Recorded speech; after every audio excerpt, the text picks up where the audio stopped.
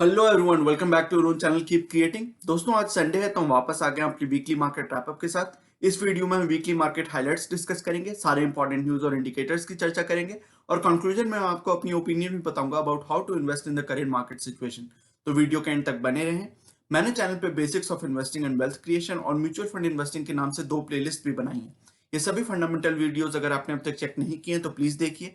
काफी important concepts discuss किए हुए हैं जो आपके लिए बहुत यूजफुल रहेंगे। ऊपर राइट साइड में आई बटन में वीडियोस की लिंक आ रही है जो मैं डिस्क्रिप्शन बॉक्स में भी डाल दूंगा।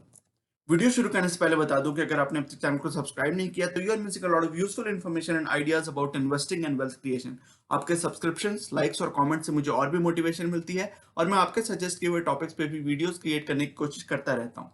तो just smash the like button, subscribe to the channel और साथ ही नोटिफिकेशन बेल दबाना मत भूलिए ताकि आगे आने वाली एक भी वीडियो को आप मिस ना करें। आप हमें फेसबुक, ट्विटर और टेलीग्राम पर भी फॉलो कर सकते हैं ताकि आपकी नॉलेज और भी एनहांस हो सके। लिंक डिस्क्रिप्शन में दी हुई है। So without taking any more of your time, let's get started. दोस्तों, सबसे पहले अगर हम निफ्टी की वीकली मूवमेंट पे नजर डालें तो निफ्टी में बम्पर पॉजिटिव रिटर्न्स आए इस वीक। निफ्टी करीबन 5.3% की अपवर्ड मूवमेंट के साथ क्लोज हुआ और निफ्टी अभी अपने ऑल टाइम हाई 12,430 से केवल 1 से 1.5% के बीच में ही नीचे है, तो अपने ऑल टाइम हाई से काफी नजदीक पहुंच गया है Nifty because of the upward movement during this week. अगर निफ्टी की 1 डे चार्ट पे नजर डाले तो आप देख सकते हैं कि इस वीक जो मूवमेंट रही है कितनी सॉलिड, कितनी तगड़ी रही है। पिछली वीक की मार्केट रैपअप में हमने देखा था कि निफ्टी अपने जो ये रेंज बाउंड मूवमेंट चल रही थी उसको उसने ब्रेक डाउन कर दिया था टुवर्ड्स द डाउन साइड, लेकिन इस हफ्ते जो शानदार पॉजिटिव मूवमेंट है उसके कारण निफ्टी ने इस कंसोलिडेशन रेंज के बाहर ब्रेकआउट कर लिया। इसी चार्ट को और थोड़ी नजदीकी से देखो तो आप देख सकते हैं कि Nifty has broken out of this consolidation range. जो ये कंसोलिडेशन बॉक्स के अंदर मूवमेंट हो रही थी काफी हफ्तों से, उसको ब्रेक कर दिया है और it has broken it on the upside. Nifty is well above all की एवरेजेस। आप देख सकते हैं कि 50, 100, 150 और 200 चारों ही एक्सपोनेंशियल मूविंग एवरेजेस से काफी ऊपर चल रहा है अभी निफ्टी। तो अभी तो काफी स्ट्रॉन्ग मोमेंटम है निफ्टी के अंदर, काफी बुलिश सेंटिमेंट्स दिख रहे हैं। लेकिन जिस तरह की वॉलेटिलिटी आपको दिख रही है, आप देख रहे हैं कितने सारे गैप अप मूवमेंट्स रहे हैं, गैप अप ओपनिंग रहे हैं, तो उसके कारण निफ्टी में मुझे लगता है कि अभी वॉलेटिलिटी आगे कुछ दिनों के लिए जारी रहेगी। इस तरह की इतनी वॉलेटाइल मूवमेंट, इतनी अपवर्ड या डाउनवर्ड, दोनों ही केसेस में अगर इतनी वॉलेटाइल मूवमेंट रहती है तो वो मार्केट के लिए बहुत कोई हेल्दी साइन नहीं होता है। यहाँ पे इतने सारे गैप्स छूट गए निफ्टी के अंदर जो हो सकता है कि निफ्टी भरने के लिए फिर से वापस एक डाउनवर्ड ट्रेंड थोड़ी दिन के लिए फिर से दिखाए। वीकली चार्ट पे अगर थोड़ी और मीडियम टर्म पर्सपेक्टिव से बात करें, वीकली चार्ट पे अगर नजर डालें तो वहां पे भी काफी बुलिश लॉन्ग वीकली कैंडल बनी है। जो आप लास्ट कैंडल ये देख रहे हैं, कितनी लंबी कैंडल आप देख सकते हैं, जिससे हमें दिख रहा है कि कितनी बुलिश मूवमेंट रही है। लेकिन साथ ही साथ इतनी लंबी कैंडल का मतलब ये भी है कि काफी वॉलेटाइल मूवमेंट रही है, काफी टुवर्ड्स द अपसाइड रही है, बट वॉलेटाइल मूवमेंट जरूर रही है। तो bullish signals emerge, definitely bullish signals काफी स्ट्रांग है अभी, लेकिन वॉलेटिलिटी भी कंटिन्यू रहेगी, इसकी भी इंडिकेशन हमें यहाँ वीकली चार्ट पर भी दिख रही है। अगर मंथली चार्ट की बात करें, आप देख सकते हैं कितने सालों की चार्ट है, 2004 से 2020 तक की ये चार्ट है। यहाँ पे हर कैंडल एक मंथ को दिखा रही है।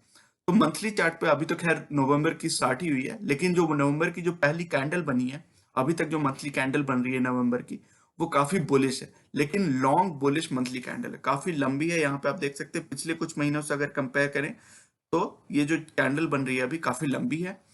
बुलिश सिग्नल्स डेफिनेटली हैं। आप देख सकते हैं कि यहाँ पे भी चारों एक्सपोनेंशियल मूविंग एवरेजेस से काफी ऊपर चल रहा है निफ्टी, लेकिन वॉलेटिलिटी बनी रहेगी। इस चार्ट पे भी हमें यही इंडिकेशंस आ रहे हैं। आरएसआई की अगर बात करें तो आरएसआई काफी स्ट्रांग है अभी, 68.5 की बहुत ही स्ट्रांग वैल्यू आरएसआई की, जो ये दिखाता है कि उस कंसोलिडेशन रेंज के टुवर्ड्स द अपर लेवल ये अभी आरएसआई चल रहा है। तो neutral with bullish momentum. Neutral इसलिए क्योंकि जब 20 से 80 के बीच में आरएसआई होता है तो उसको न्यूट्रल माना जाता है, लेकिन currently RSI is closer to 80 than 20, तो काफी स्ट्रांग बुलिश सेंटिमेंट्स हैं आरएसआई में।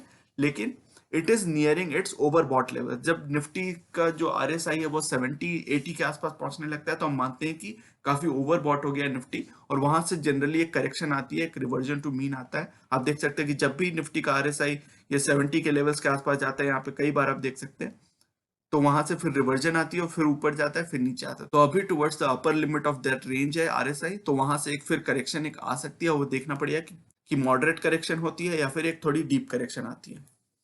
एमएससीडी में भी आप देख सकते हैं कि बुलिश क्रॉसओवर बन गया, बहुत ही स्ट्रॉन्ग बुलिश क्रॉसओवर बना है, बहुत ही स्टीप। आप देख सकते हैं इसकी स्लोप काफी स्टीप है, और हमने पिछली मार्केट रैपअप में देखा था कि ये जो बेरिश गैप था, बेरिश क्रॉसओवर था, उसका गैप काफी बढ़ गया था, लेकिन वहां से निफ्टी ने काफी शानदार पॉजिटिव रिवर्जन दिखाई है अभी बुलिश मोमेंटम बना हुआ है और बुलिश क्रॉसओवर बन गया है, लेकिन ये बुलिश क्रॉसओवर कितनी देर तक रहता है वो हमें देखना पड़ेगा आगे के कुछ वीक्स में। कोविड-19 से अगर रिलेटेड कुछ बात करें तो अभी भी इंडिया के जो नंबर ऑफ केसेस है वो स्टेडीली बढ़ रहे हैं। ऑन अ डेली बेसिस 55,000 50,000 से 60,000 के बीच में केसेस आ रहे हैं। रिकवरी रेट काफी अच्छी होगी, 90% के आसपास होगी, लेकिन जो टोटल नंबर ऑफ केसेस है इंडिया में वो 84.1 लाख है। तो ऑलमोस्ट 1 करोड़ के काफी धीरे धीरे करके नजदीक पहुंचती जा रही है इंडिया की नंबर। और जो टोटल नंबर ऑफ फेटालिटीज हैं वो 1.25 लाख पहुंच गई, 1.25 लाख क्रॉस कर चुकी है। सीरम इंस्टीट्यूट के जो सीईओ हैं आदर पूनावाला जी, उन्होंने ये कहा है कि जो वैक्सीन है वो अगर टाइमली बेसिस पे अप्रूव हो जाती है तो vaccine will be available in India starting January.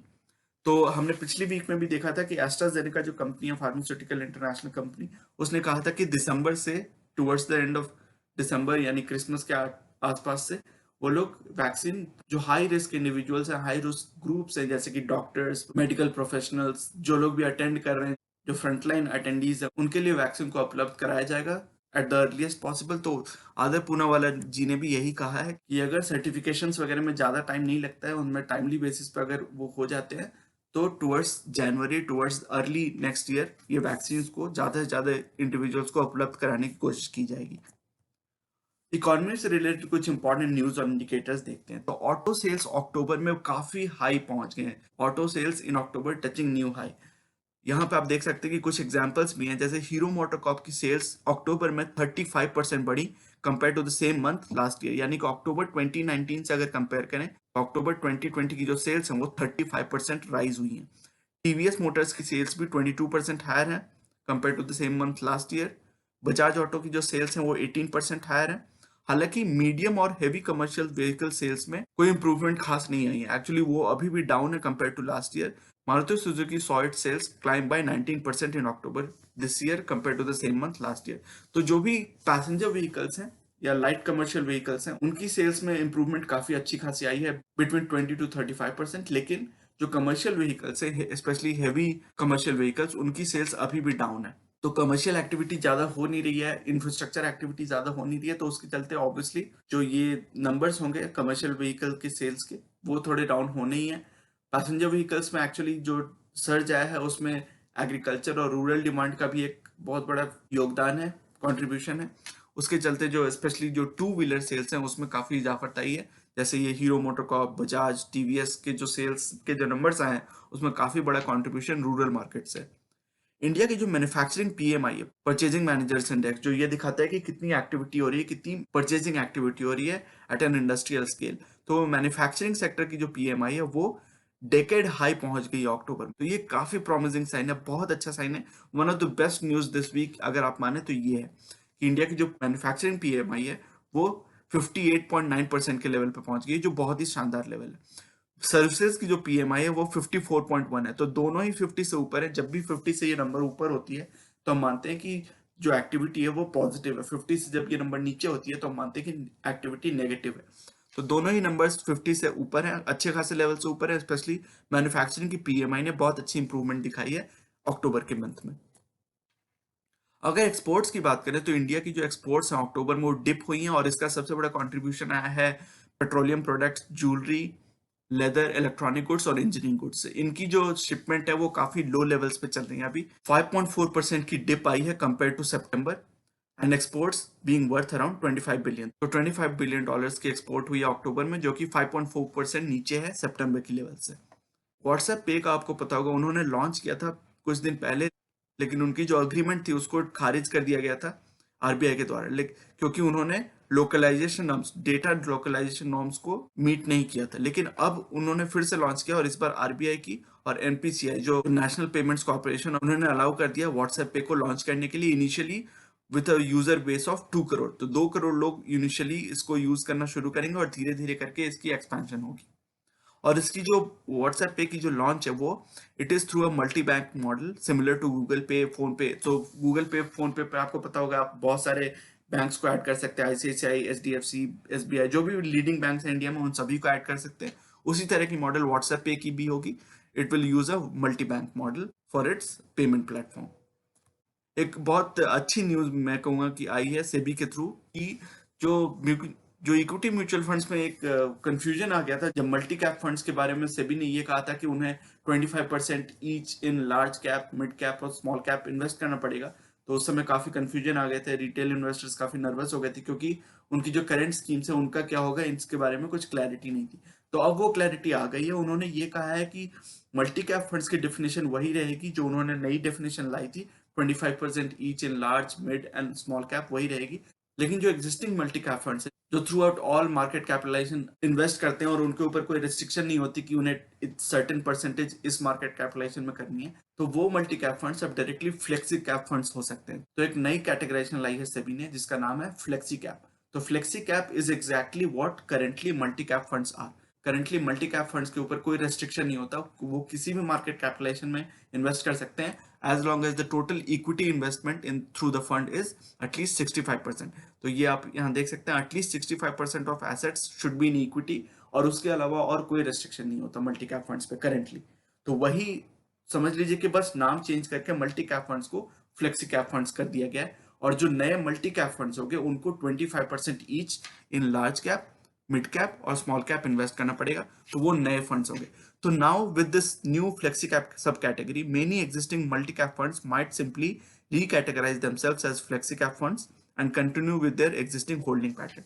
तो जो करेंटली मल्टी कैप फंड्स हैं वो डेफिनेटली मुझे लगता है कि ज्यादा से ज्यादा जो फंड्स होंगे वो जस्ट अपने आप को रिकैटेगराइज कर लेंगे फ्लेक्सी कैप कैटेगरी में, और जो नए लॉन्च होंगे मल्टी कैप फंड्स उसमें 25% की रेस्ट्रिक्शन होगी थ्रू डिफरेंट मार्केट कैपिटलाइजेशंस।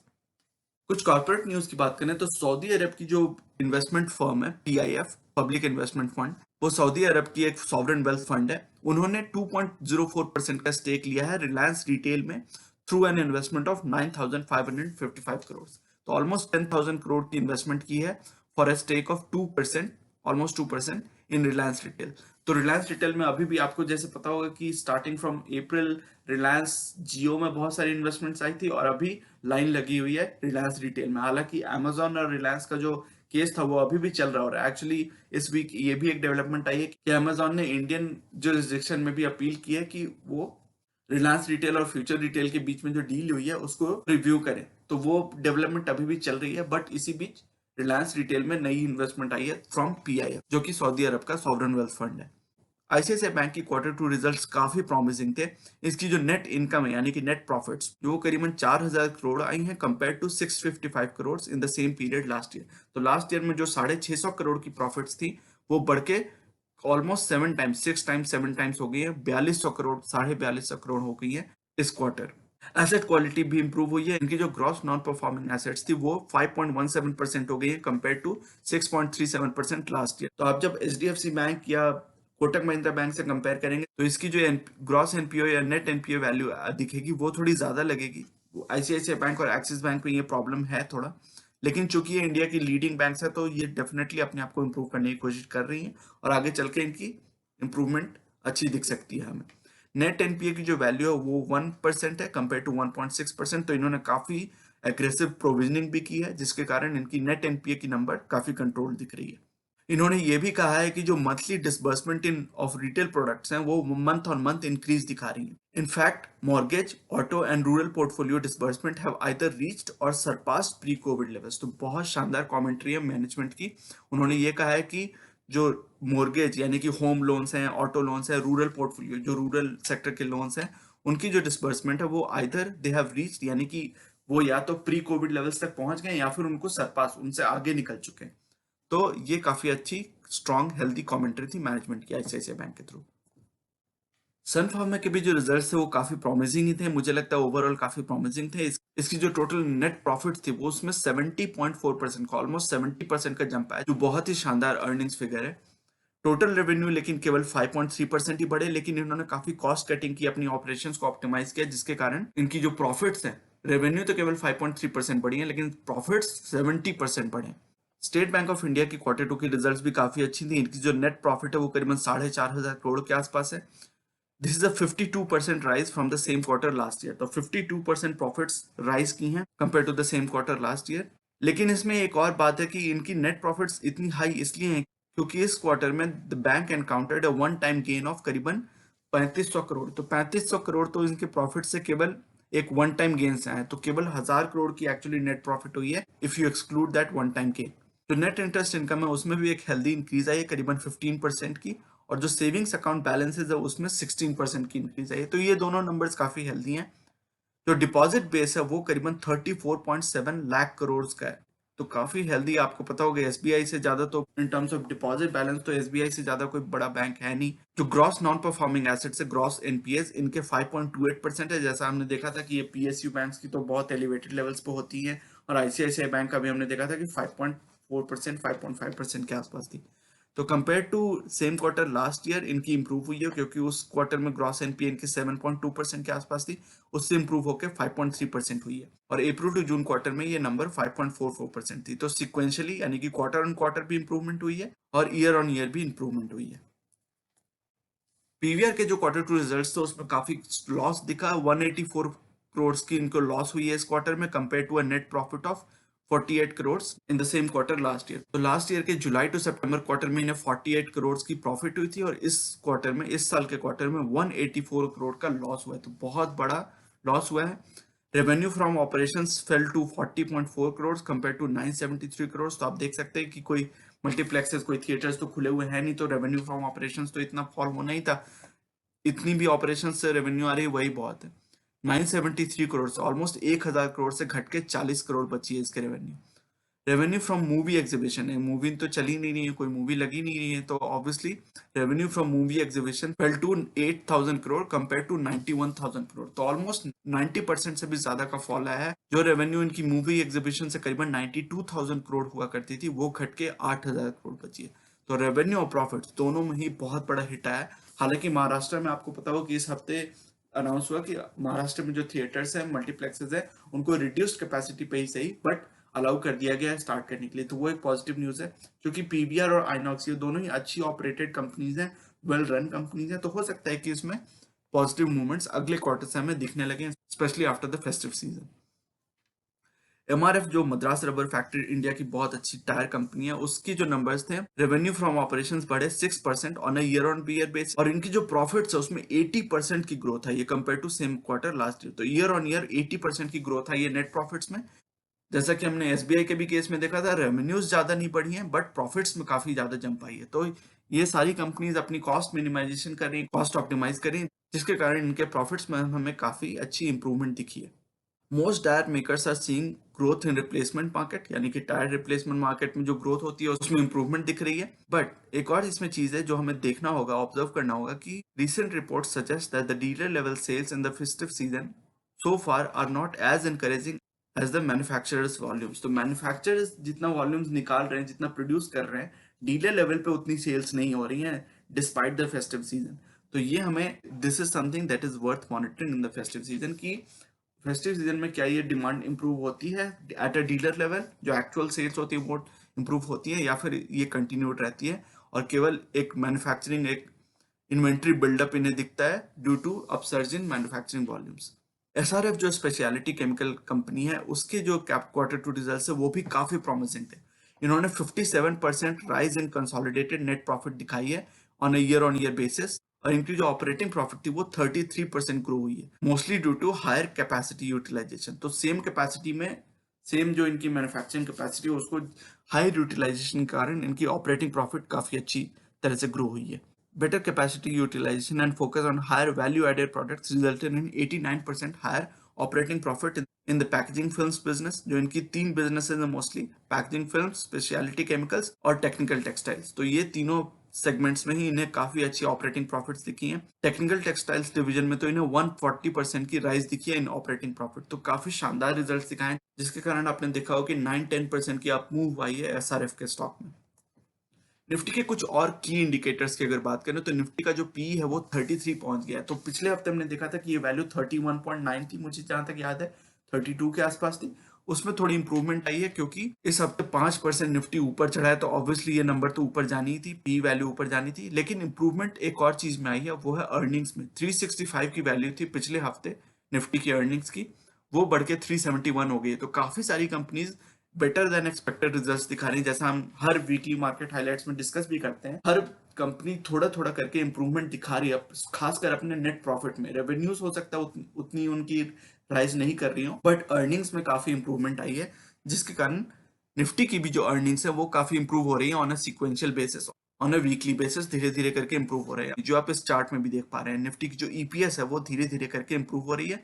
जो पी है वो पिछले हफ्ते काफी ड्रॉप हो गई थी, 32 के आसपास आ गई, तो उसमें थोड़ी इंप्रूवमेंट आई है, 33 की पी हो गई है, लेकिन अभी भी काफी एलिवेटेड लेवल्स पे। अगर एवरेज की बात करें, हिस्टोरिकल एवरेज की, तो उससे तो काफी ऊपर है, बट ये हिस्टोरिकल एवरेजेस भी हमें थोड़े कॉन्टेक्स्ट सेंसिटिव वे में देखना पड़ेगा। आप डेट से अगर निफ्टी की यील्ड अगर कंपेयर करेंगे तो अभी भी equity at a comparable level या फिर एट अ डिस्काउंट मिल रहा है। तो डेट की यील्ड और निफ्टी की यील्ड अगर आप कंपेयर करें, यील्ड ऑन इन्वेस्टमेंट, तो अभी भी इक्विटी काफी अपीलिंग लग रहा है because of high liquidity. Debt की जो बॉन्ड रेट्स हैं वो काफी इतनी कम है ऑल ओवर द ग्लोब कि equity actually on a yield comparison basis attractive लग रहा है अभी भी। निफ्टी की जो put call ratio PCR value वो 0.92 है, तो ये वैल्यू 1.03 हो गई थी पिछले हफ्ते, जो दिखा रहा था कि थोड़ी सी माइल्डली बेरिश थी, बट इस हफ्ते की जो पॉजिटिव अपमूव आई उसके कारण ये वैल्यू फिर से 1 से कम हो गई। तो 1 से वैल्यू जब ये कम होती है तो हम मानते हैं कि निफ्टी अभी bullish, kind of bullish category में है, बुलिश टेरिटरी में है, और जब ये वैल्यू 1 से ज्यादा होती है तो हम मानते हैं कि निफ्टी अभी बेरिश सेंटिमेंट्स में घिरा हुआ है। तो अभी माइल्डली बुलिश है, ये वैल्यू 0.9 है, अभी करीबन 1 से कम है, तो माइल्डली बुलिश है। लेकिन जिस तरह की वॉलेटिलिटी हमें दिख रही है और आगे आने वाले हफ्तों में मुझे लगता है कि एक्सपेक्टेशन आपको रखनी चाहिए कि वॉलेटिलिटी कंटिन्यू रहेगी। अब वो अपवर्ड रहेगी या डाउनवर्ड रहेगी ये कहना मुश्किल है, हालांकि कितनी इसकी अपवर्ड मूवमेंट रह सकती है वो काफी लिमिटेड मुझे दिख रहा है आगे आने वाले कुछ वीक्स के लिए। लेकिन हमें देखना पड़ेगा कि कैसे, इसके ऊपर तो कोई किसी का कंट्रोल है नहीं, वो हमें देखना पड़ेगा कि इसकी अप मूव रहती है या डाउन मूव रहती है, लेकिन वॉलेटिलिटी रहेगी, इसको आप जरूर एक्सपेक्ट कर सकते हो। जब तक मार्केट में लिक्विडिटी रहेगी, जैसा हमने बात की, बॉन्ड्स के कंपैरिजन में या फिर डेट इंस्ट्रूमेंट्स के कंपैरिजन में अभी भी इक्विटी काफी अट्रैक्टिव है in terms of yield on investment. तो जब तक लिक्विडिटी ड्राई अप नहीं होती है, जब तक डेट इंस्ट्रूमेंट्स के जो यील्ड हैं वो बढ़ते नहीं है, तब तक इक्विटी अट्रैक्टिव रहेगी, उसमें क्रैश आने की पॉसिबिलिटी काफी कम दिख रही है। तो इन्वेस्टमेंट अप्रोच आप अपना अभी भी वही रख सकते हैं जो हमने पिछले कई वीक से बात की है, लेकिन उसमें थोड़ी मॉडिफिकेशन ये है कि जैसे जैसे निफ्टी इतने एलिवेटेड लेवल से पहुंचता है, जब तक इकोनॉमी अच्छी तरह से इंप्रूव नहीं होती है, जब तक इकोनॉमी में इनकी सेल्स रेवेन्यूज बढ़ती नहीं है in healthy fashion, in a sustained healthy fashion, just not just because of the festive sales.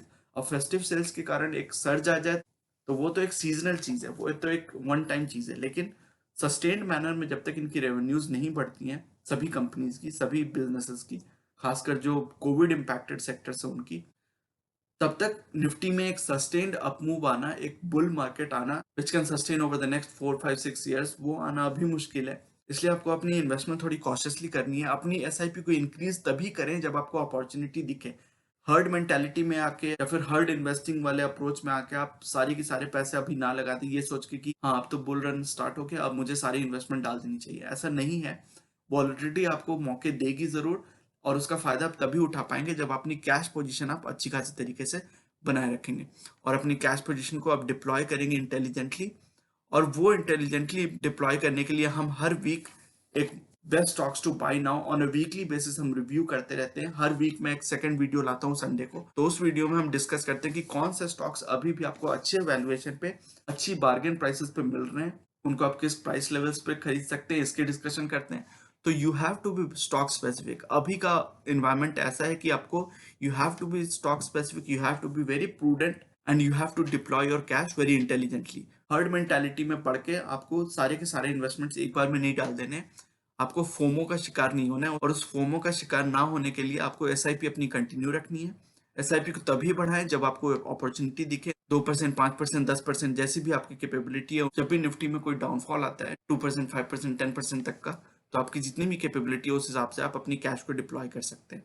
But इस पूरे एनवायरनमेंट में मुझे लगता है कि अभी अपने लमसम इन्वेस्टमेंट, जो आपकी हेवी लमसम इन्वेस्टमेंट है, उसको होल्ड करके रखें, उसको धीरे धीरे रिलीज करें, and you have to be very stock specific in this approach. और इसलिए मुझे लगता है कि वो संडे की जो हम सेकंड वीडियो में चर्चा करते हैं वो आपके लिए काफी हेल्पफुल हो सकता है। उसमें आप स्टॉक्स को आइडेंटिफाई कर सकते हैं, अपने वॉच लिस्ट में डाल सकते हैं, और उसको जैसे ही वो अच्छे प्राइस लेवल्स, आपके मनपसंद प्राइस लेवल्स पे आते हैं, आपके जो प्रेफर्ड प्राइस लेवल्स है, डिजायर्ड प्राइस लेवल्स है, उस पे आते हैं, तो आप अपने कैश को डिप्लॉय कर सकते हैं उन स्टॉक्स में। क्योंकि वो फंडामेंटली काफी स्ट्रॉन्ग कंपनीज हैं। जब भी मार्केट में अप मूव बनी रहती है तो उसमें अच्छी अप मूव आपको दिख सकती है। आप हमारे टेलीग्राम चैनल को भी ज्वाइन कर सकते हैं, वहां पे हम काफी स्टॉक्स डिस्कशन करते रहते हैं, और जैसे ही कोई अच्छे स्टॉक्स, फंडामेंटली स्ट्रॉन्ग स्टॉक्स अच्छे प्राइस लेवल्स पे आते हैं तो मैं आपको एक नोटिफिकेशन भेज देता हूँ और आप क्विकली एक रिव्यू ले सकते हैं कि अगर वो स्टॉक्स आपके वॉच लिस्ट में ऑलरेडी हैं और आप उसमें लॉन्ग टर्म पोटेंशियल देखते हैं उन स्टॉक्स में, तो आप कंसिडर कर सकते हैं कि वो प्राइस लेवल्स आपको अगर सही लगते हैं to deploy some part of your cash, not all your investment but some part of your cash, तो आप उनको रिव्यू कर सकते हैं। तो मैं एक प्रॉम्प्ट की तरह आपको, एक नोटिफिकेशन की तरह एक आपको भेज देता हूँ मैसेज, और उसको आप फिर अकॉर्डिंगली रिव्यू कर सकते हैं, अपनी इन्वेस्टिंग डिसीजन ले सकते हैं। तो वो डिस्कशन हम रेगुलरली टेलीग्राम चैनल पर करते रहते हैं। टेलीग्राम चैनल का लिंक डिस्क्रिप्शन में दिया हुआ है, आप उसको ज्वाइन कर सकते हो और उसके बेनिफिट्स फ्री ऑफ चार्ज उठा सकते हैं। तो ओवरऑल मेरी अप्रोच यही है कि अभी अपने कैश को डिप्लॉय करने में थोड़ा कॉशियस रहें। अपने एसआईपी को जरूर आप चलाते रहें, बट अपनी कैश पोजीशन भी बढ़ाते रहें, क्योंकि मार्केट में जब ऐसी अपॉर्चुनिटी हमें दिखेगी और अच्छे प्राइस लेवल्स पे हमें अच्छे स्टॉक्स दिखेंगे, तो हम भर भर के स्टॉक्स तभी इकट्ठा कर सकते हैं, एक्यूमुलेट कर सकते हैं, जब हमारे पास कैश पोजीशन अच्छे खासे लेवल में बनी हुई हो। तो मैं उम्मीद करता हूँ कि ये अप्रोच अभी भी आपको काम आएगी, और मुझे लगता है कि ये अप्रोच हमारी हमेशा कभी ना कभी आपको मदद करेगी, क्योंकि कैश लेवल आपको हमेशा अपना बना के रखना है इन हेल्दी वे, क्योंकि इन्वेस्ट आपको उसको कैश लेवल को डिप्लॉय करना है अपनी इन्वेस्टमेंट के लिए, लेकिन एक अपनी अपॉर्चुनिटी फंड टाइप की आप बना सकते हो। जब भी अपॉर्चुनिटी मिले आप अपने कैश को डिप्लॉय कर सकते हो। और अपनी रेगुलर एसआईपी को तो आप छुओ भी मत, उनको तो, उसको तो अगर आपकी फाइनेंशियल कैपेबिलिटी है तो उसको कंटिन्यू रखो, क्योंकि वो आपको फोमो के शिकार होने से बचाएगी। और आप डेस्परेशन में आके एक ही बार में अपनी पूरी की पूरी इन्वेस्टमेंट नहीं डाल दोगे और फिर बाद में ये नहीं बोलोगे। आपकी अगर लॉन्ग टर्म होराइजन है तो वो मैटर नहीं करेगा, लेकिन शॉर्ट टर्म में आपको ये लग सकता है कि मैंने तो मार्केट में 12,000 के लेवल पे इन्वेस्ट कर दिया सब, और अभी मार्केट फिर 11,000 पहुंच गई, तो अब मैं क्या करूं।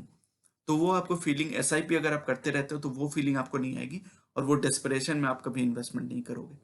तो आपकी जो सारी इन्वेस्टमेंट डिसीजंस होगी वो काफी प्रूडेंट होगी, वेल इन्फॉर्म्ड होंगी। तो दोस्तों ये था आज का वीडियो। ये सेइंग जो कि है नॉलेज इज पावर सुप्रीम, ये इस चैनल का मिशन है, जो कि है आप तक सही नॉलेज पहुंचाना। आगे आने वाली हर वीडियो में हम बहुत सारी इंटरेस्टिंग टॉपिक्स को डिस्कस करेंगे और मैं आपके लिए यूजफुल आइडियाज और टॉपिक्स लाता रहूंगा। इसी तरह हर वीकेंड हम वीकली मार्केट अपडेट्स और अपने views about the current market situation भी डिस्कस करते रहेंगे। So you should definitely subscribe to the channel and remain posted for further updates. अगर आज की वीडियो कंटेंट आपको पसंद आया है तो वीडियो करें लाइक। अगर आपको लगता है कि इस इन्फॉर्मेशन से किसी की मदद हो सकती है तो इसे अपने दोस्तों और फैमिली मेंबर्स के साथ शेयर करें और चैनल को करें सब्सक्राइब। मिलते हैं अपने अगले वीडियो में एक और टॉपिक के डिस्कशन के साथ। तब तक के लिए take care and see you soon. Bye bye.